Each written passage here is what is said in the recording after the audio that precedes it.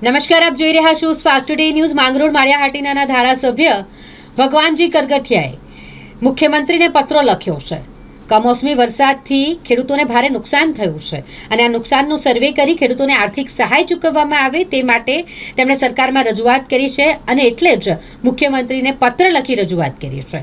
આ નુકસાનીનો સર્વે થવો જરૂરી છે, કારણ કે હાલ ખેડૂતોના માથે જાણે આપ તૂટી પડ્યું હોય તેવી મુસીબત આવી પડી છે અને તેવામાં સરકાર તરફથી ખેડૂતોને આર્થિક સહાય ચૂકવવામાં આવે તેવી માંગ કરતો પત્ર સરકારને ધારાસભ્ય ભગવાનજી કરગઠિયા દ્વારા લખવામાં આવ્યો છે.